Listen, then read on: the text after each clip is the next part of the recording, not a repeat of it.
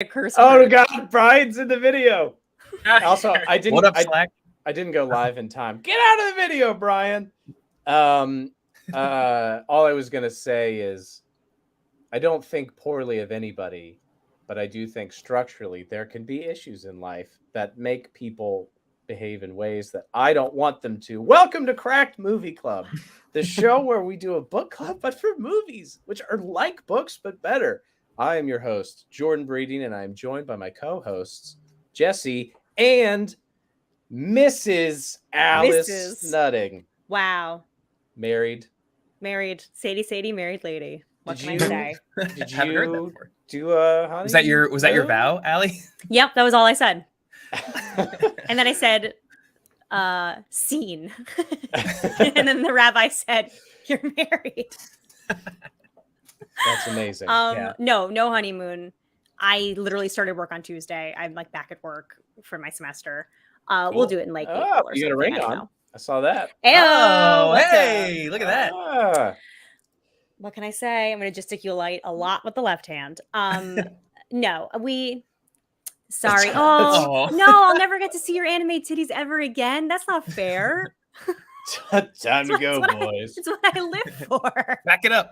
I live for which different pair of titties am I going to get to see on your what's it called, avatar on your avatar every week. Was that Wendy from Wendy's? Yeah, I know. This was an exciting one. It went away way too fast. Went away way too fast for my tastes. I think we might get sued for that one. Yeah, all right. By Wendy's. We're sponsored by Wendy's. Mm-hmm. Yeah, by Wendy's boobies. Yeah. Chicken nuggets. Fresh, never frozen. So the Frosties specifically, never frozen. Let's talk about some things that we're going to talk about. And the first thing is that for those of you that are new to this dumb podcast live stream, first, I hope you've watched this far into the video before yelling at me that this review is longer than the actual movie, because A, it's a podcast, and B, this movie is so long. This movie's long. I did warn you ahead of time. I said you did. It's fine. You did, and it helped, and it was great. I actually have a thing on that in a second, but my only point, the thing I was going to say is that if you say things in the comments, we may throw them up. For example, if you have excellent breasts in your avatar, yeah, we might barf it. Yeah, we might puke them. But also, if you have like alternate titles or observations or whatever, just throw them in the chat. And it sounded like Brian was in a car, so I don't know how effective Brian's going to be at doing any of this, but I will also try and grab things that are interesting.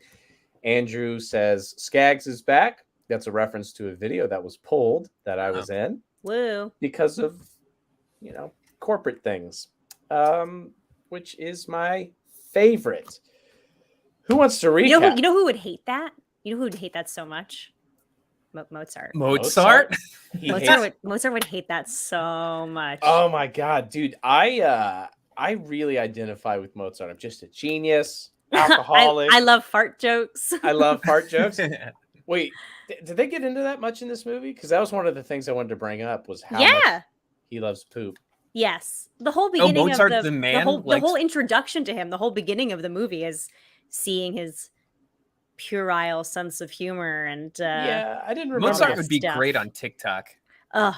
You know what's so annoying is that Mozart would kill it on TikTok, and that you would be like, well, somebody who's like great on TikTok can't do long form stuff. It's like they're only good in 15-second bursts, and then they're so good too. Like you see like a stand up thing, and they're just like great, and you're like, ugh, whatever. Wow. Okay, but they could never do sketch for sure. Yeah, exactly. And they're like, this is my first sketch, and it's like, the sketch is perfect. The premise is the justification is impregnable. It's perfect. Yeah, exactly.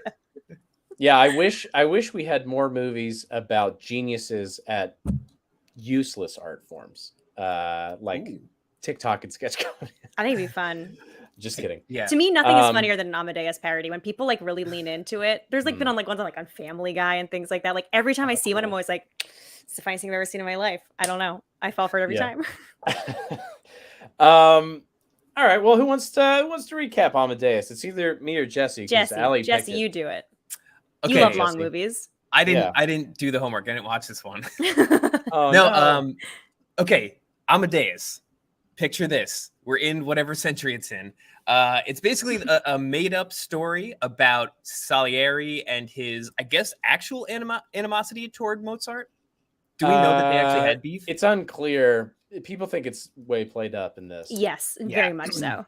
Okay, so it's good to view it as a work of fiction, which is what I did, because I kind of got the vibe that there's not really any direct strong ties to history, but basically it's Salieri on his kind of his deathbed, just an old crusty old disgusting man, and he takes credit for killing Mozart, and he's sort of recapping it to this priest who like doesn't recognize him, which is such an indignity, and it just sort of it chronicles how Salieri was like the next big thing. He was on like the Royal Commission of Music or whatever, I don't know, but he was like making all the right moves and his career was going great, and then this young dipshit hothead Mozart comes swooping in and just is a complete jagoff, but also an absolute genius.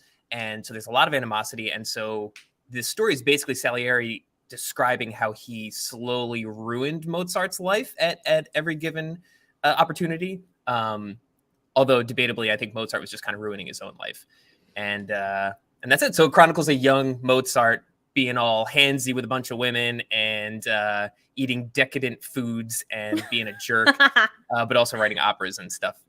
Yeah, we brought this up when we were watching Whiplash 2 weeks ago, because we were talking about like well, one thing is we were talking about the specific ways in which you can foster animosity between men, to be like, yeah, this guy is better than you, and like get them to hate each other instead of you. True, so that they will work harder to prove you right or wrong. Do you know what I mean? And so we were talking about it, and we were saying like it's so fun. It was very funny to me that in Whiplash, no one in that class gets any closer in a shared animosity of the teacher. Everyone sees him as perfect, and they just hate each other. And I was like, I do feel that on the whole, not to overgeneralize, that is a very male generalized, male socialized sort of thing. Mm-hmm. And I was saying it's so funny because like, there's no part in this movie, there's no Amadeus, there's no Mozart who's like, hey, dude, oh, you hate me? You hate me? I had no idea man. We were like, I thought I was gonna have you teach my kid. Okay, well, guess we're rivals. Like, just like this one person who sort of blows through life, who's really good at stuff, who like isn't even aware necessarily of like the social things that are like stacked against them, of people being like, you're not very, like, I hate you, we're rivals. And it's like, we've been rivals? I'm on my deathbed and you're telling me now that we've been rivals all my life? Oh man, I didn't know that. I forgot about that aspect of it, that we were talking about that at with Whiplash. I think when I saw this as a kid, so I do remember I've seen this. It was one of those things that like the band teacher was like, if you guys are good, the last week of the year we'll watch Amadeus. Because that's how long it takes, right? Yeah, exactly. Yeah. And I think at the time, I thought that he was sort of Mozart was like a cocky dude, which he definitely was. But a lot of his faux pas, I thought, were him actively trying to like break norms and break expectations. But I like, Ali, your take that he's actually just sort of so just happy-go-lucky that he doesn't realize what a weirdo he is. I mean, like, they definitely show that he has vices and intense mood swings, and his like his lows are very low and his depressions are very depressed. So it's like, it's not like that he's like I don't know, Kenneth Purcell, just sort of like through life. But like just like a person who is, whether you want to say it in a spiritual way or not, like put on this earth to create stuff, and that like his gift is music, and that like everything else to him is idiocy, and like it's just a thing to keep him from making music, such as taking a band libretto and setting it to music, and it's basically already done, not asking the king for permission, knowing that it wasn't it's against the rules. These like social standards, they're just stupid. I don't want to play by those rules. That those rules are just a thing standing between me and making the art that I'm like born to make, put on this earth to make. And that I think the thing that makes this movie specifically special is that there are a lot of movies where that is sort of the point. It's like, oh, this person's so amazing. They're so genius, blah, blah, blah. What if instead, as another little bit of genius, what if there was only one person who truly could fully understand the breadth of your genius in your time, and they hated your guts because they wanted to be you more than anything? And I think that's what makes this movie special in a glut of movies that have a very similar like kernel, which is like unconventional genius has to prove he's something worth it. This movie to me is special, this play as well, because everybody else is going, yeah, Mozart's good. I really like his stuff. He's really kind of annoying. And there's one person on earth who's like, no, he's not good. He's the best that's ever been alive, and maybe the best that will ever be alive. And I know enough to know that. And I know enough to know that I'm not that, and I never will be. And it's gonna kill me. like that's so. This is by the way my favorite movie of all time. So thank you for this. This is truly my wedding gift. This is like you're welcome. This is it. Like number one. Saw it when I was like 14 years old. Had to get 2 different DVDs because the movie's so long. You had to like watch part 1 and part 2. That's what I have. Actually, just a super quick aside on that. Devin Byam popped up, who you guys don't know, but I'm trying to convince to watch freaking Lucky Number 7 with us. But anyway, best friend for a long time. We roomed together in college. In college, we used to rent DVDs from the library to watch because it was those kinds of times. And we rented this because it's one of my dad's favorite movies of all time. Wow. And we watched it. And it was 54 minutes long. And I was like, I don't get it. I don't get why people like it. It sort of just starts in the middle. And then do you remember where your one stopped? Because I remember very clearly where my DVD one stopped. Not exactly. But he's already pretty sick. And it's, well, I don't know. Where was yours? I mean, I'm sure it was the same. My DVD stopped when he is watching Don Giovanni and he goes, I knew what I had to do. I knew I could kill Mozart. Cut to black. And I was like, that can't be the end of the movie. And I like flipped out. I was like pulling apart the Blockbuster DVD rental, being like, and then I found part 2, which is phew. So I just started that. It just seemed like 2 guys and like, I don't know. They were like pretty mean to each other. I mean, I guess Mozart wasn't mean to him. I don't know. I was like, I don't get it. I don't get why people like it. It feels really short. This guy's so sick. Why are they being so mean to him? Yeah, it's just like I bet this guy doesn't fuck at all. Yeah, I didn't remember. None of it really went in. And then we realized there was another side, and it was like, it's too late. I don't care anymore. Like it's. I don't want to have the last half of the movie ruined before the first half. So then we watched all the Saw movies, and it was great. And that actually has it changed your life.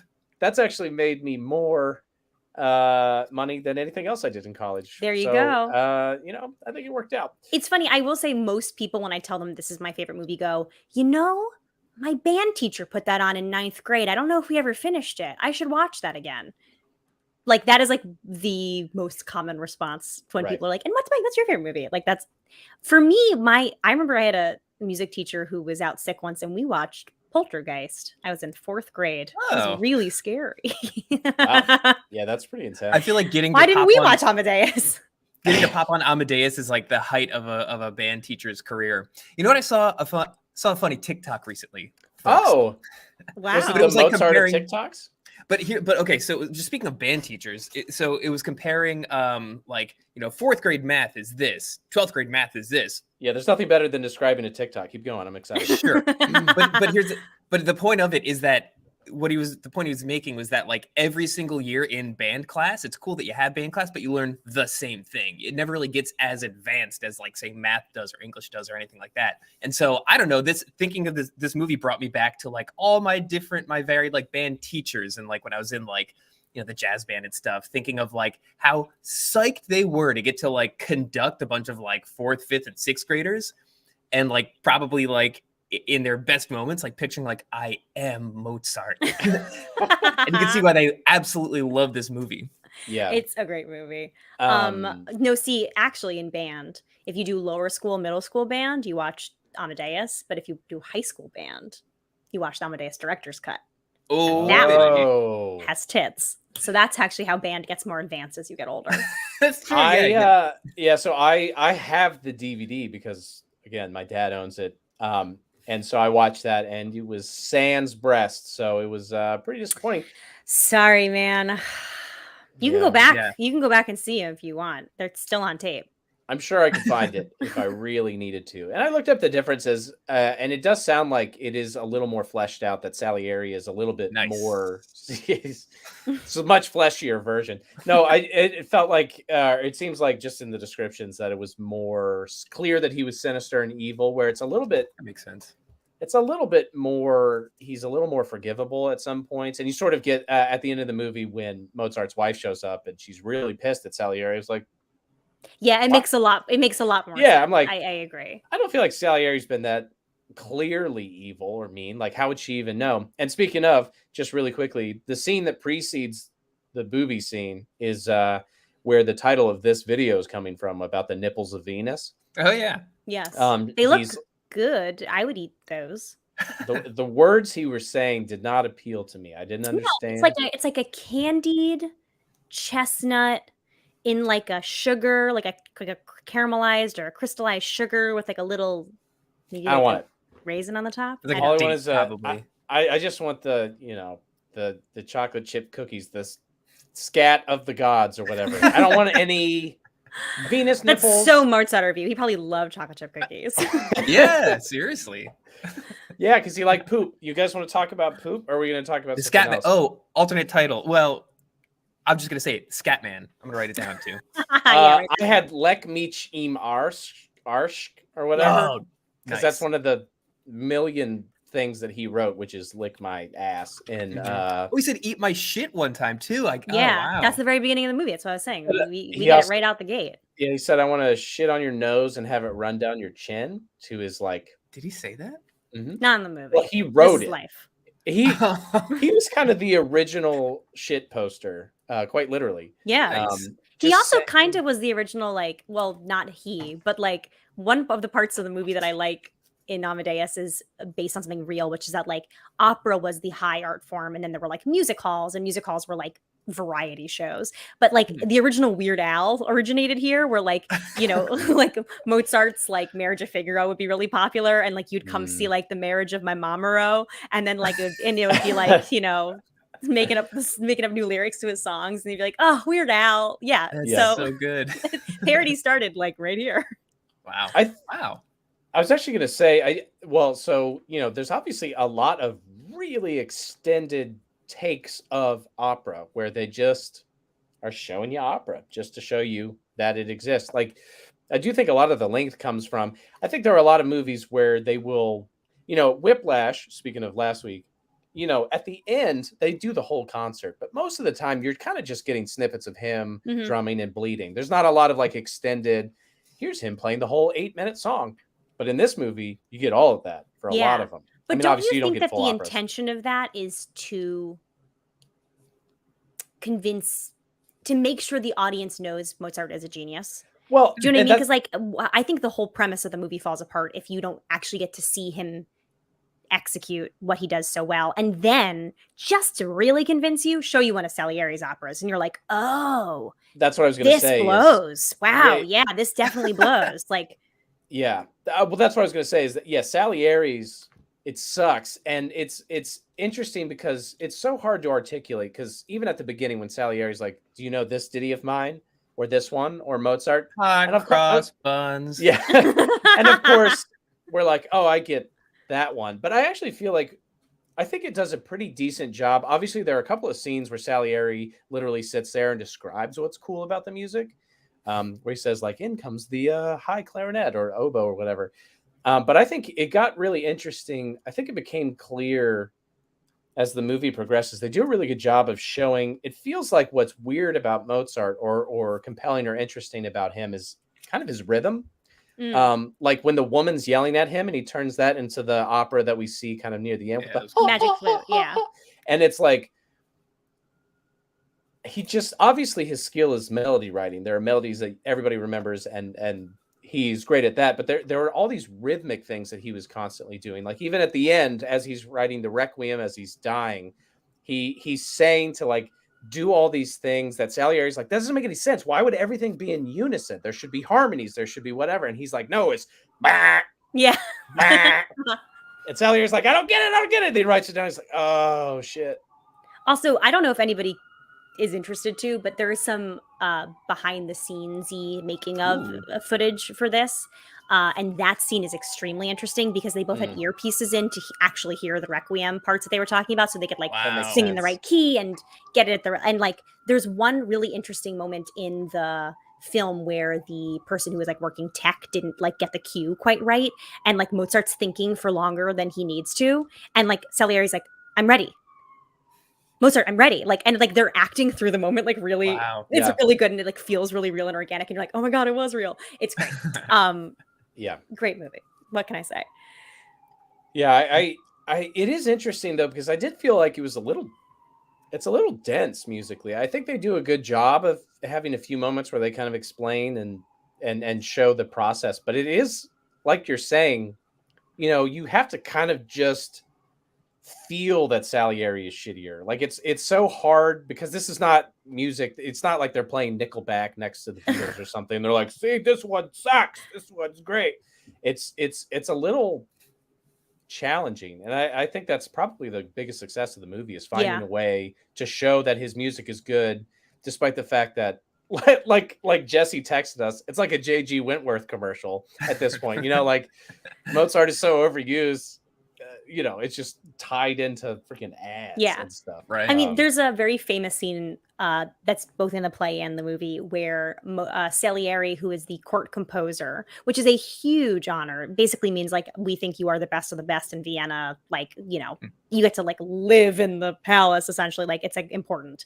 Writes a welcome march for Mozart, who comes in and like is like, you know, welcomed. And then it's like, so who wrote that? Oh, you? Okay. Could be better, and then sits down and improves upon it instantly, and everyone else in court is like, oh, cool, and Salieri has to be like, thanks, dude, cool, man. That was really cool the way you did that, and then like goes home and like prays to his what is it called when you put crucifix, sorry, I'm Jewish, and is like, grazie, signore. The Bible is right there. Yeah. Jesus walked off screen. I don't know what happened. It's just so good. Yeah, the It's Bible like, is the original 2 DVD set that you better watch in order. Sorry, I think people are saying that I am in the loudest place in the entire world, which is true. I'm sorry. No. I live across the park from a major hospital, so there's always something fun happening. That's always New York something City. happening. I felt that felt like a very Kenneth Parcell moment where he comes in and he just sight reads Salieri's little like welcome offering, and he just improves upon it tenfold. And it's just like with that giggle and stuff, he's just like happily doing it. That felt like a real like, oh yeah, I thought we were all just like buds here, man. Yeah, I mean, like, and also in the rivalry is greatly played up and basically fiction. That's fine. In truth, you know, the name Salieri has been sort of brought into infamy and like is a cultural touchstone because of the play and the movie. His music is not frequently performed. You don't go and see a Salieri opera at the Met.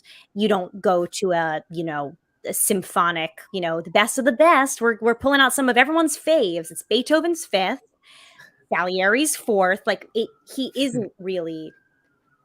His music's totally fine. You know what I'm saying? Like if you go and listen to something, you're not like, this is garbage. But it does not have the legend staying power of like the Mozart stuff. And you don't have to know a ton about classical music to listen to it and go, this one's better. This one's definitely better. You know what I mean? Like we could do a blind test right now. That would be fun. You'd all pick the Mozart song. It's just true. Well, we are also a little bit biased now because I mean, we know Mozart songs now. Like you're just gonna be like, oh, I like that one more because your brain is so familiar with it already. I mean, I'm sure you probably pick something that you haven't heard, but yeah, you give me too much credit. I'm sure there's a lot of Mozart I haven't listened to. Yeah, I mean, like I'm assuming neither of you are like big opera buffs. Okay, that's a big leap. I sometimes listen to classical music Pandora when I'm writing. And the opera is a big part of that for you. I have watched Sometimes. several Batman movies where they leave the opera and die, and Oh, I'm Yeah. like, What, You know what, what? what are they usually watching when they leave? Is it like La Traviata? Like what are they usually dying after? probably Phantom of the Opera. Oh, everyone's favorite Somebody- opera. Somebody one time was like, since the Batman story keeps getting retold, eventually, like the timeline means that like Batman's parents are going to get murdered after going to see like Ratatouille or something. Obsessed. Yeah. So And I there had- was. Speaking of theatrical operas, there were a few things that I don't know if it was done purposely, but remind me exactly of The Fifth Element.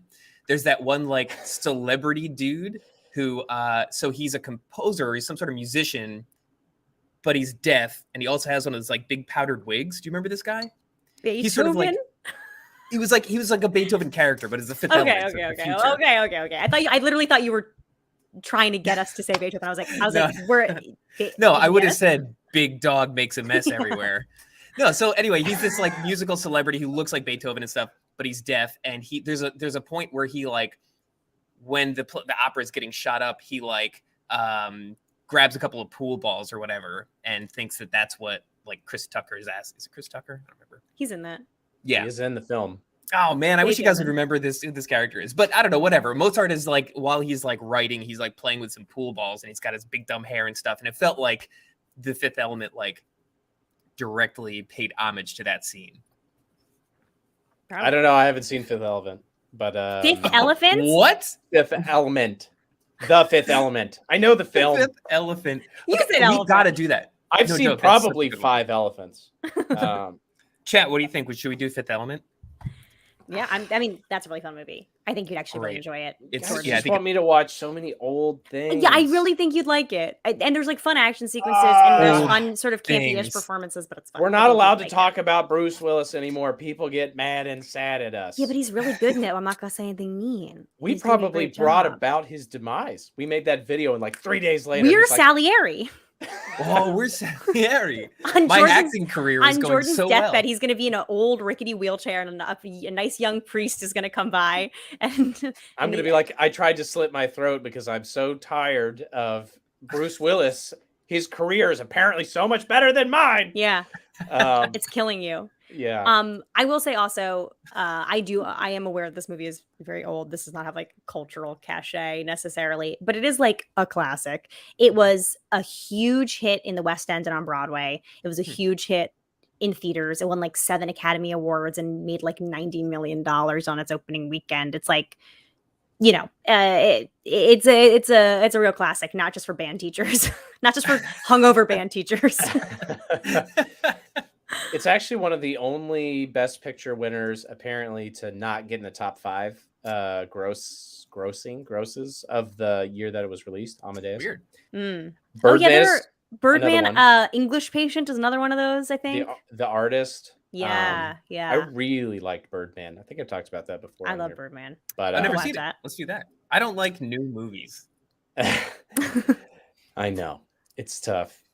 Birdman is delightful. We should definitely do it. I just it's nobody saw it.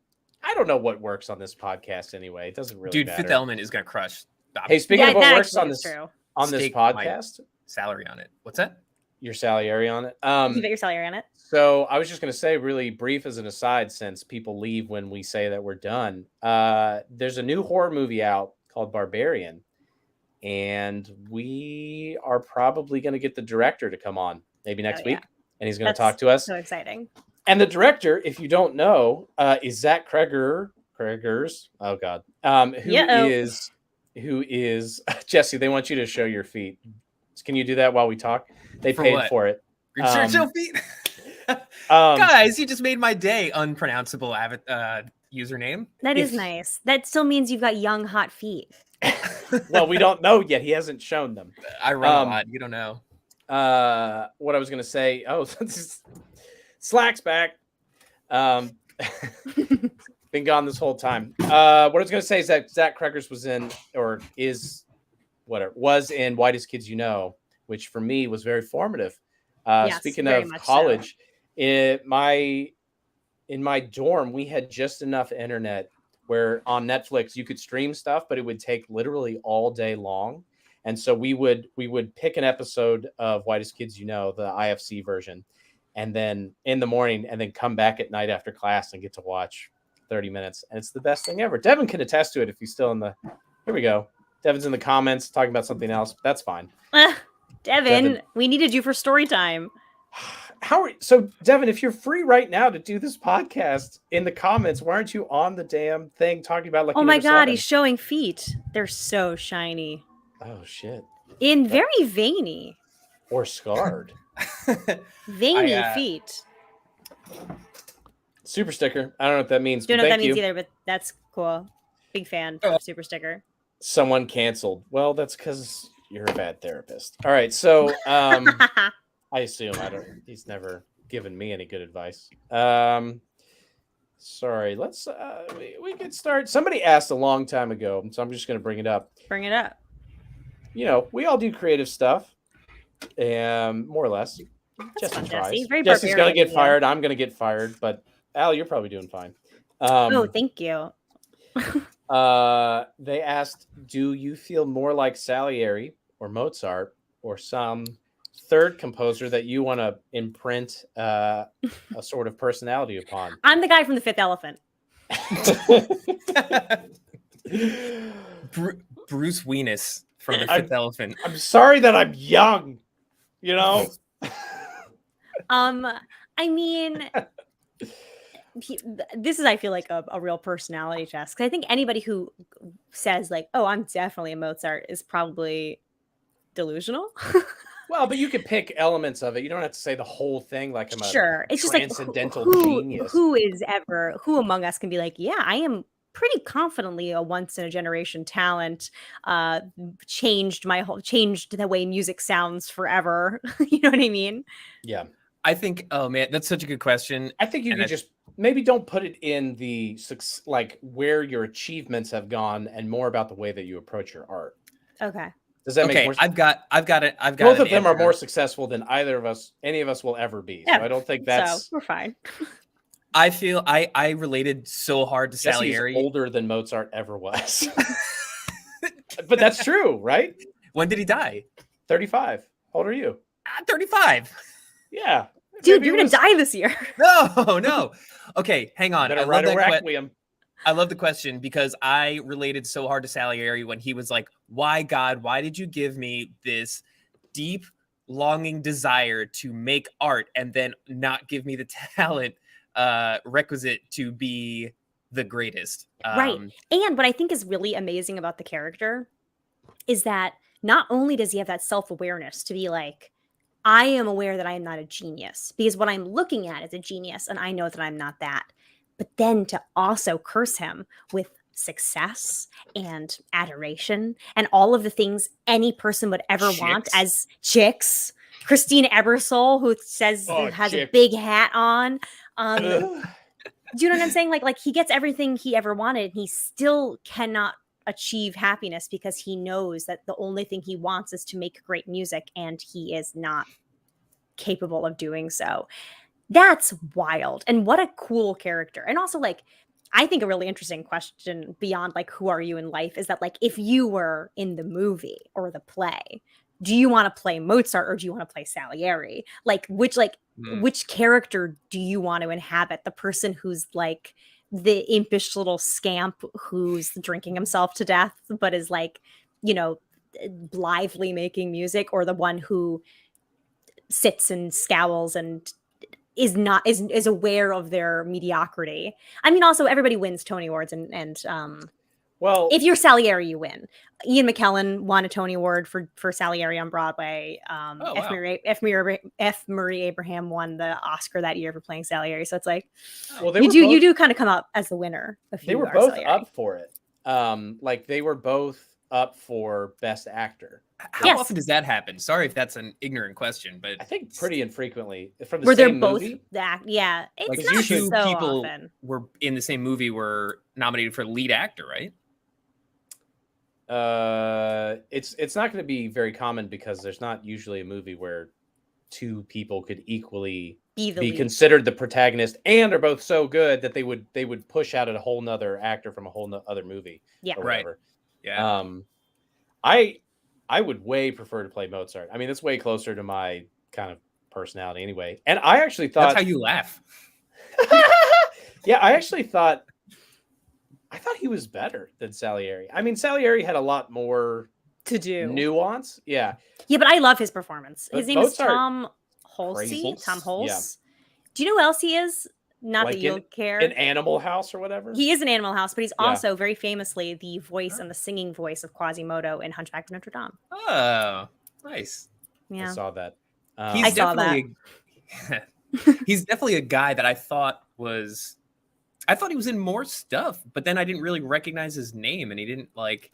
I guess maybe Animal House is the other big thing that I He remember has from. But transitioned into being a very successful producer, especially of Broadway shows. He was one of the Nice. original producers on Spring Awakening, which like doesn't mean anything now, but at the time was like a huge cultural thing and like ran for tons of years and toured. He made like lots of money off of that. He's got good taste. He produces a lot. Nice. You know, that's and can you add a little hashtag that says Tom Holsey update? Tom Holsey, where is he now? Can you add that? we're Holsey now. we got a Where lot of- Holsey now? Yeah. What's happening? What's happening? Oh, I was like, oh no, like waiting a surprise. This is all I could type in the time allotted. Why you I'm know? Holsey, why you know now? So that's what you get. Thanks, I appreciate that. I don't know where Jesse's going. I assume to get a pedicure for his gorgeous, veiny, Feet. wounded pods. Did we ever use that foot in a sketch? Where'd that foot come from? Use that? You may have. I was going to but say, I had that in college too. Why did everybody have this weird foot? Was I there, had like, a the, thing? I used to have Oh.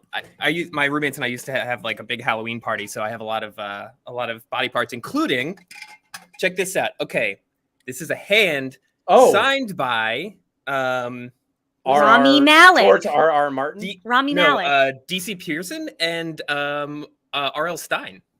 Okay, R.L. Stein's way Ooh. cooler than what I just said. Thanks. Pretty sick. R.L. Stein. Yeah, That's so pretty cool. It's pretty cool. So there we go.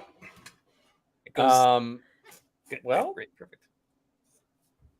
That's good. that's okay, so here's what I was going to say. I think Salieri for sure is who I more identify with, but it's less that I'm frustrated about other people, I suppose. Like I'm not like, obviously I'm not envious of either of you. No, I'm just Yeah, kidding. me either. Me neither. No. What I was If you going to knew say, how many feet I had, you'd be envious. I'm really not upset about. Yeah, there's really nobody that I'm looking at that I'm like, oh, if I could only have their life and their talent. Though whatever. If I could be more talented, that'd be great. And more about how, like the crushing weight of capitalism makes it so hard, or something like having to go.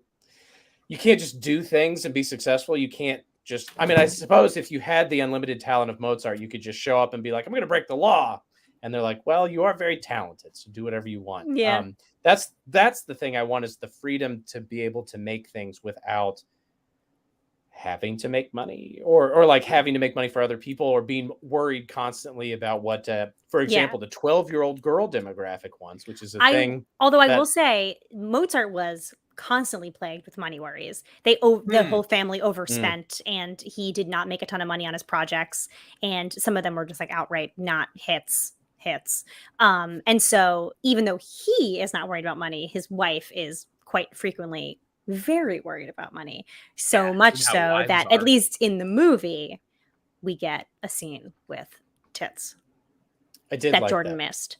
I mean, I like context of the movies? in life. I'm a fan.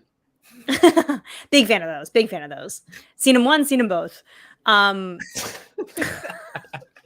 But I haven't seen those. But no, and you're gonna. I just want to say you will be impressed. Yeah, no, Salieri in it, sort of like in an attempt. Something that I also like about the movie. I think that the theatrical cut is excellent, and when I tell people to watch the movie, I tell them to watch the theatrical cut. I'm not like, you gotta watch the director's cut. It's gotta be the director's cut. I think the director's cut is great, but I don't think the movie is like better off for it necessarily. Okay. And one thing I do like about the movie, including the director's cut, is that like even though Salieri is trying to take advantage of a moment where he could get one up on Mozart and be like, haha, see, you slept with my star student who I was in love with, so I'm going to like embarrass your wife or whatever it is. He still can't go through with it because ultimately he's like a man of God and like just a person who knows that this isn't actually going to make his life any better. Like he still has the awareness to know that this isn't going to actually soothe his bruised ego. He's just acting out and being kind of a dick in the moment, but that like sleeping with his wife isn't gonna make him a better songwriter or make Mozart a worse one. And so he's not actually gonna get what he wants and get one up on him. He's just gonna be miserable and also have slept with his wife. I want a treatment of Amadeus that it's like Face Off, where Salieri has to mimic Mozart's lovemaking ability. That's what I want. I don't know. Yeah, okay. Yeah, I was just gonna wait, see if anybody had any thoughts on that. I will say the novelization of Face Off. I don't know if you watch any of these videos where I read it to the audience, but it is intense how hard he goes with. I can't remember. Castor goes with. I don't remember anybody's name, with the other guy's wife, and he like his tongue turns like butter. She is the Incas and he's like the conquistadors. It's very weird. It's like a little racist and like very just, nothing kills gross. your mood for like a week than reading a bad sexy scene. I'm fine. I could keep going. No, like sure. there are full books I've like put down and been like, I don't think I'm gonna get through this one. When you see the way the author chooses to represent anything sensual. Jonathan Franzen's Freedom, that one's fucked up. I don't know that one. Don't read it. It's really long and bad. And I hate it. That would be a good. I was gonna say Jesse did make a video of erotic fan fiction that is one of my favorite videos we've ever made, and nobody's ever watched it. So that's unfortunate. But it's Teletubbies getting it on, and Ed Snape is doing poop stuff. It's pretty great. Yeah, give it a watch. I got to inhabit Snape and a Teletubby in the same sexy scene. And your accents so good. I'm a regular Robbie Williams. In the scene in Mrs. Doubtfire where he pretends to be a hot dog and doesn't get a job. Yeah, rest in peace. Jordan, you are a musician. Jesse, you are an enigma. Thank you. How much of how much about Mozart do you feel like you knew were songs you definitely knew going into this? Or was there anything you listened to where you were like, oh shit, that's Mozart? Like, it was anything like, oh, cool. I know that song, obviously. I just had no idea it was Mozart. Legitimately, the J.G. Wentworth song that is taken directly from one of Mozart's songs.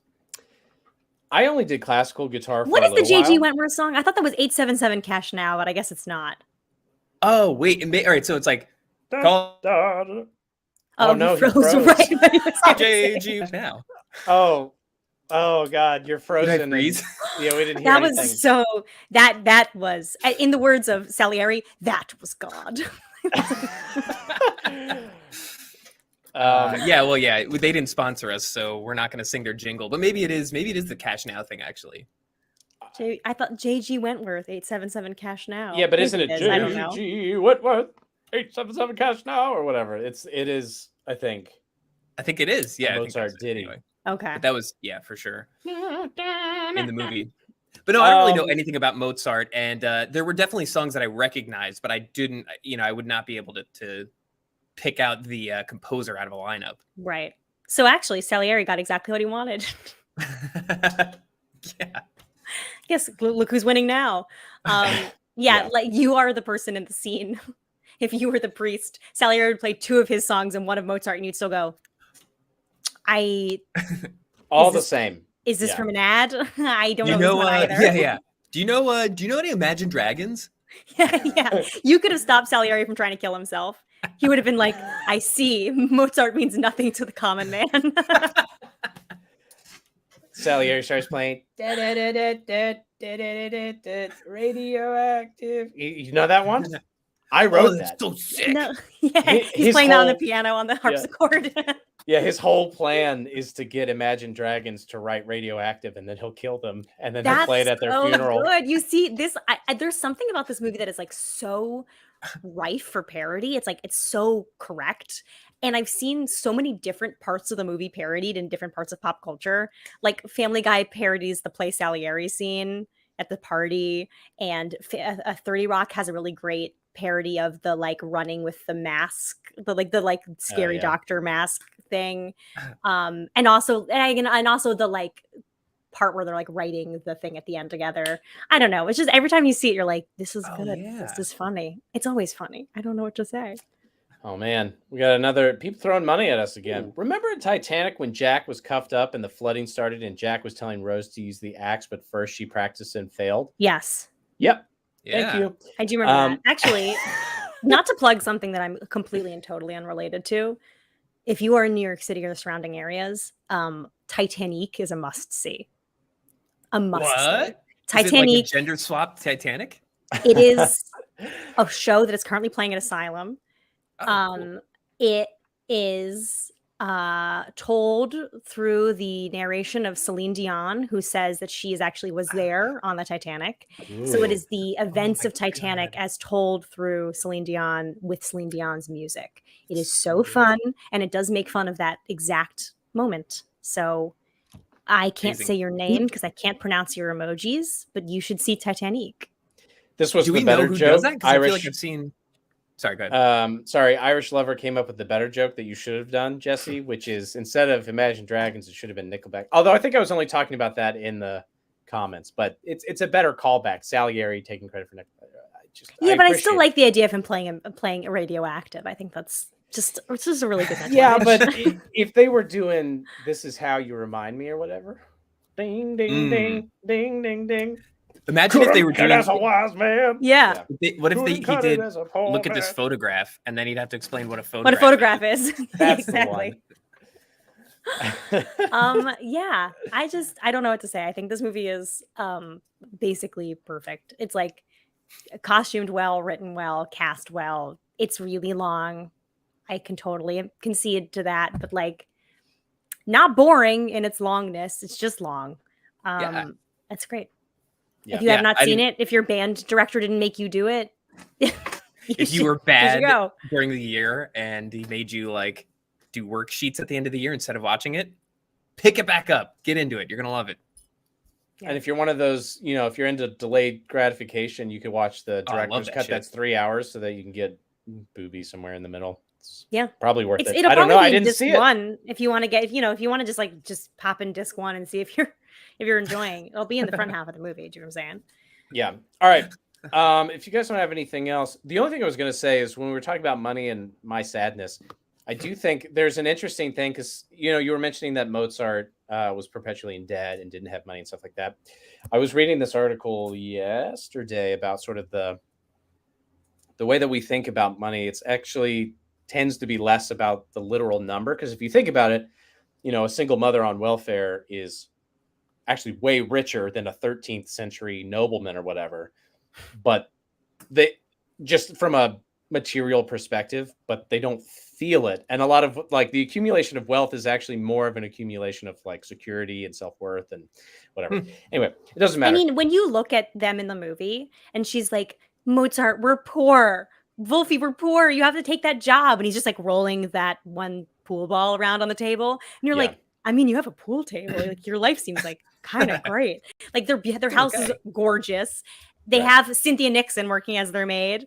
Right. It's all fancy stuff. I think, anyway, he had sort of a distance from it that I think was interesting. Obviously didn't help his life and it ruined a lot of things. But anyway, all right, let's throw it to the masses. I don't think Slack has been in here very much, so I'm sorry if we missed some things. Brian's there, I see, but you see, we got a couple of things.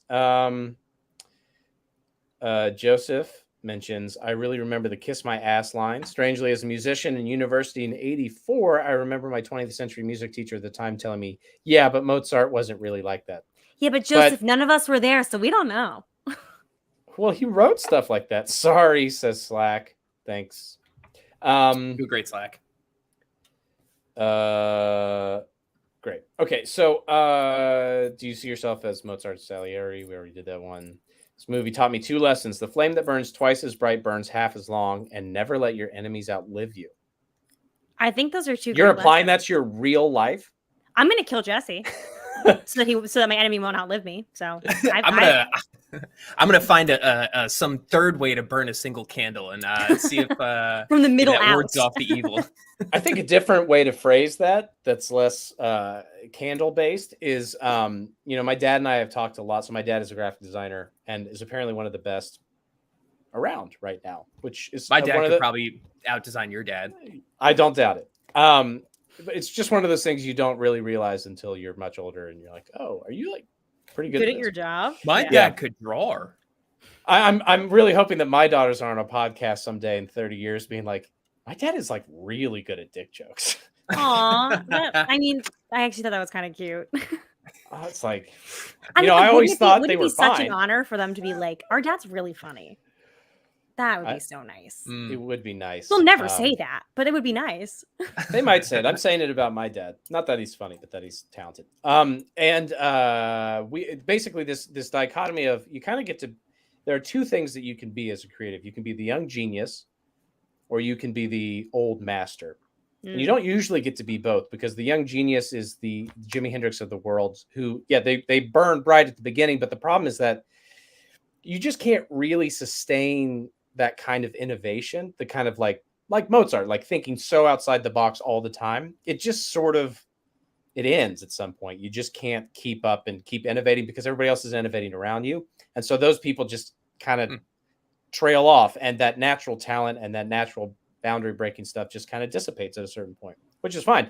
And then the old master is kind of the exact opposite, where they will get really good at the form of the thing and able to learn the things that never change. Like you can write a good song and you can write that song forever.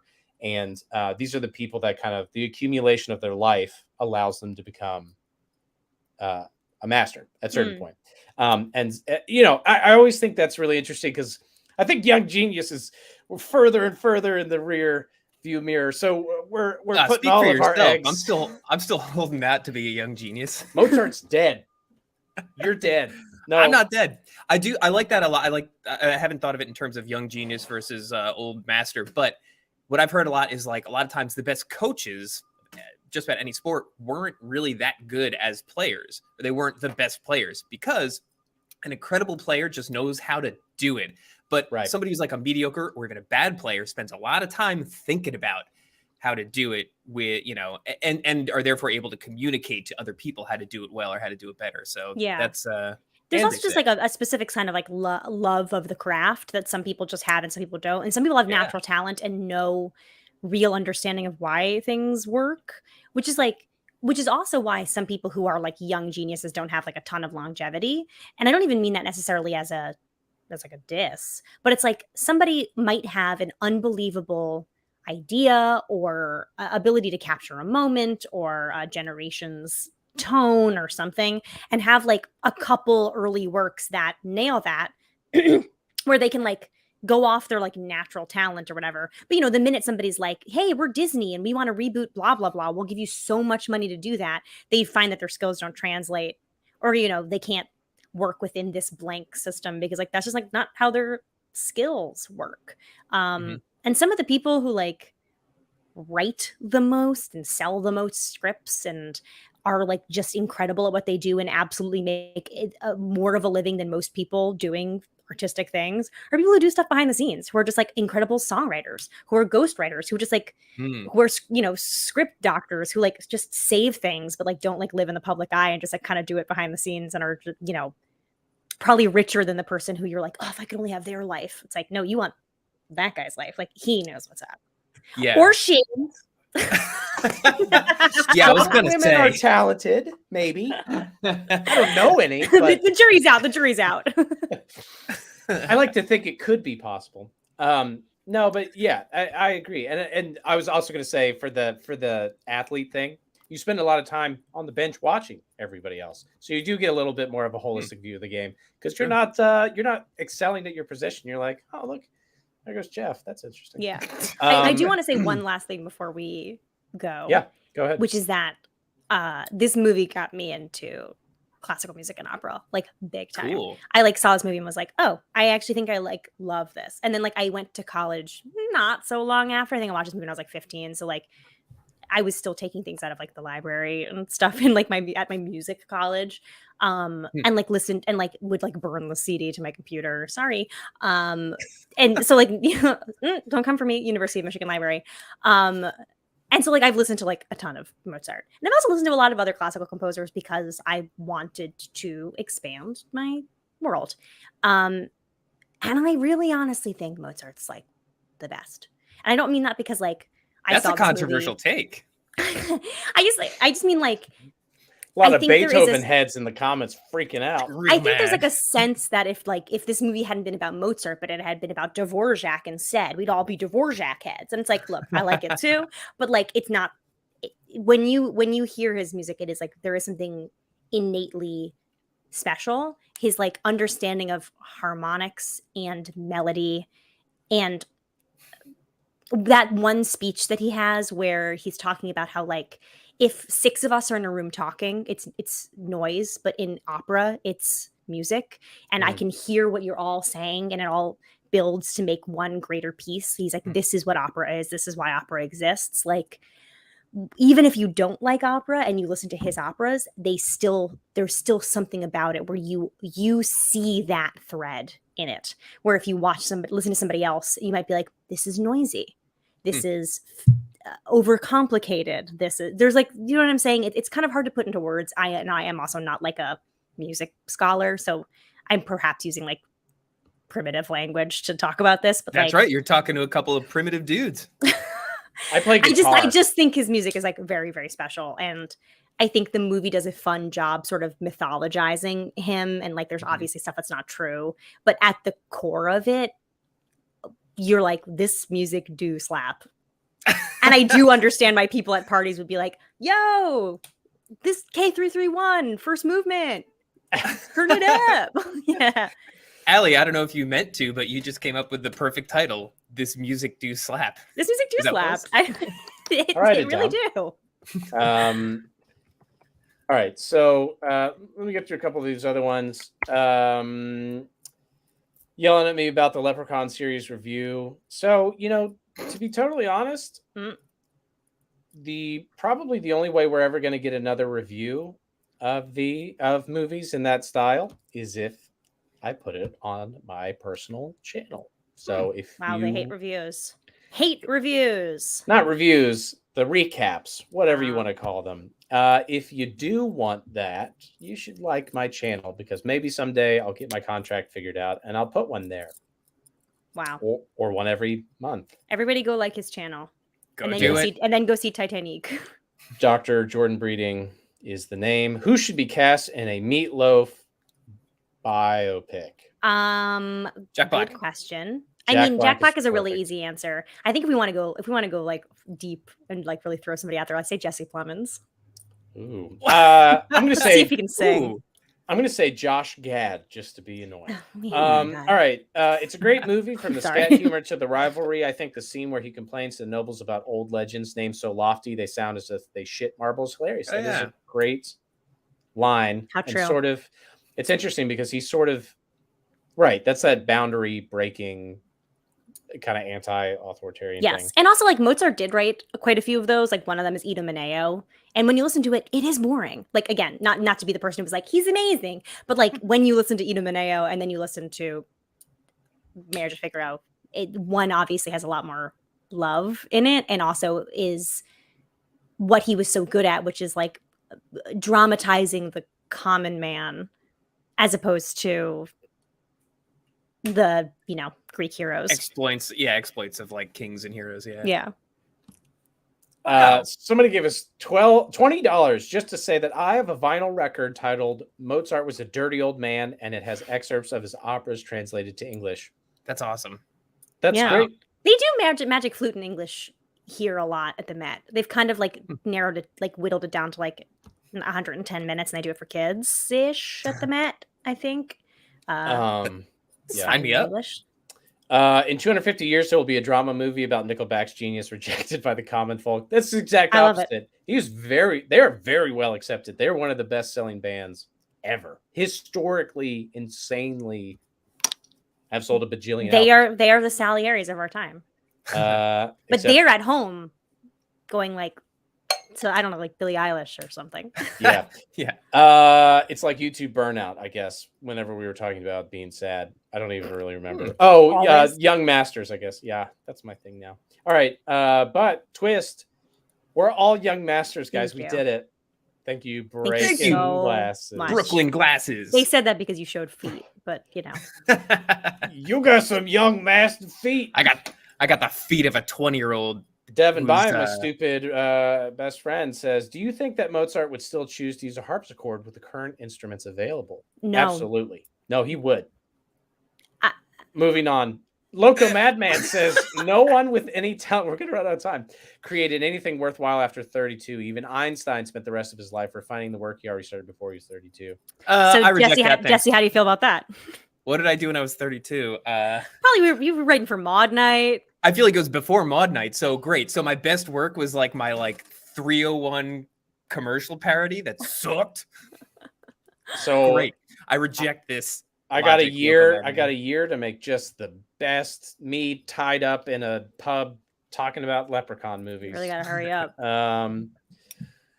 What about Henry Winkler? That guy's doing his best Bach. work right now. Yeah, Bach I would- know. And also, like, if anybody's reading this who's actually taking that seriously, like, that's insane. Like, all the best books were written by people who were in their late 30s. Like, literally every single one that's good. But books are like movies, but worse. I don't know if you have That's true. ever watched this podcast. Bach would go absolutely. If Bach listened to one song by like Emerson, Lake and Palmer with those like insane synths that like go like doodly doodly doodly doo, that man would lose his fucking mind. Yeah, but that's literally the plot of the third Bill and Ted movie. He finds, isn't Oh. it Bach? It's one of them. Basically, he finds a bunch of synths and he plays. I mean, it's not the plot. I mean, of the movie, I'm just but saying. it happens. He would love it. The bad thing about classical music is that when you get the title, when you forget the title of the song you love, you're like, yeah, it's the one with the piano and the flute in it. Yeah. which is- Yes. Um, Ditto to like even like songs you like love. You're like, but what movement? Because it's like concerto for piano and flute, and you're like, is it adagio? Yeah, it's really a pain in the butt. Okay, Trevor Moore is a comic genius. Is an excellent one because once again, I would like to say that we are going to have, hopefully, the director of Barbarian, which is the recent horror movie that just came out, directed by Zach Kreger, who is a former Whitest Kid You Know. And actually, Trevor Moore lived in my hometown for a long time, and his parents know my parents. And anyway, all right, we're going to do alternate titles before people they say too many things. I don't Antsy in their pantsy. really have one, but I What? do want to. I'm sorry, but I do want to call out that one of my favorite Amadeus jokes is from 30 Rock, where in an act of revenge, Tracy uses Liz's account. Maybe he's living in her home to only watch porn movies, and she's going, Amadeus, and he's like, it's the porn parody of Amadeus. But I really love Amadeus. I think about that a lot. Trevor Moore's mom was our art teacher. Wait, No way! me too? I don't remember that. Wow, hashtag me too. Hashtag me too. And also, fun fact, my sister took Trevor Moore's mom's job at the school at some point. She became the art teacher. Fucked up. Not anymore. She got a degree. Anyway, cool. So Trevor Moore's mom taught me art. And, And that's why you're so good at it now. Did not stick. I'm the worst artist in our whole family. All right, Jesse, give us some alt titles because Allie has none. Sorry. All right, I got Mozart of the Deal. Why not Mozart of War? That's faster. Yeah, okay, that's fine too. The patron saint of mediocrity. That's a great line. That was his last little tangent is going on at the end. The Scat Man. Hot cross fun. That's stupid. I think that's it. Wouldn't I you think that's write it. these down in like your notebook? What are Yeah, you I wrote them flipping down. I pages always for? write them. These are down. originals. He only does one. He only ever does one pass. They come to him fully formed. Wow. He never does edits. He's like, I don't even need them. They're all in my noodle, but I write them down anyway. They're all- People yeah. yell at me. Yeah. I'm the Yeah. Mozart of alt titles. Okay, mine were just Nipples of Venus, Nice. Mediocrities Everywhere, which is the same moment, but he just says mediocrities everywhere as he's going through like, I absolve Oops. you. Yeah. Yeah. Oops. All Crazy mediocrities. and then Leck mich im Arsch, which I don't speak German, but that says lick my ass in German because that's a thing that Beethoven wrote to people. He also wrote, I want to shit on your nose and watch it drip down your chin. Great. He said a lot of things that he shouldn't have. Man needs more fiber in Probably. his diet. All right, we got Rock Me Amadeus, which is a song. Ah. We got Mozart and Salieri's Infinite Classical playlist. Wow. My man. Wow. Michael I think we Dieters. found your soulmate. Powdered Wig Rock Star. Nice. Very much Good. so. The Prestige, but with pianos. Yes, there are twins in this movie. Clones Yeah. in this movie. When Mozart pops up out of the under the stage. Out of the you're piano. like, "What?" Salieri's been cloning himself. All right. Scatman Origins. Funny. Very cool. Love it. That's good too. Do you guys know? Oh, this is for a different. Do you guys I know think the that's- Scatman, the actual musical artist? Do you know his story? No. Oh, it's rad. He actually has a stutter, and that's why he got really good at scatting. But then he died young, and that sucked. But Uh-oh, anyway. not 35, I hope. Young don't know. Genius? Was he in the Yeah. 27 club? Shoo-ba-doo. Don't Fades even away. try. You're no Scatman. No, I'm not. I'm not a scat man. And Scatman Origins. though, I'm that's proud pretty of it. All right, whatever. We're done. We should have been done a long time ago, probably. So we're live streaming every Thursday at 4, and we may end up having to record this separately to deal with somebody who, is more important than us. But the goal is to watch Barbarian for next week. I'm going to go watch it tonight, and Exciting.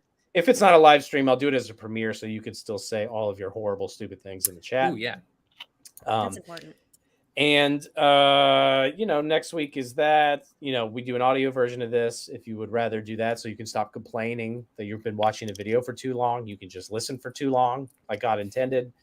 And if you want to recommend a movie, sometimes I remember to post a form where you can do that. Sometimes I don't. So just yell it, and somebody will do it. Somebody wants to ask, are we going to do Clerks 3? Well, I've never seen the first two. I'm sure they're Jesse's favorite movies. No, I actually never. I've never. That's another blind spot of mine. I will say, out of fairness, we have watched The Raid 2, which is basically Jordan's favorite movie. Mhm. We've watched Amadeus, which is my favorite movie. We have not ever watched one of Jesse's faves, We've besides not watched Blank Man. Man? I thought we watched several favorite, like Jesse has picked movies. I don't think you've ever been like, this is it. This is Okay, the well, one. what is the movie, Jesse? I don't know. I don't even know. That's a tough one. It's a tough one. Oh boy. Here don't I know if I am would say trying The to, Raid trying to 2. volley one up for you to just spike it over the net. I don't think I would say that it's my favorite movie ever. I pick by genre. It's definitely my favorite action movie. Mm. Well, think about it, Jesse. Think about Yeah, what you've think done. about it. I'll think about it. And also, where can we find all of us? Jesse, start. Check me out. Check out my Cannonball on fan fiction. If you want to hear some dirty smut in the voice of your favorite childhood characters.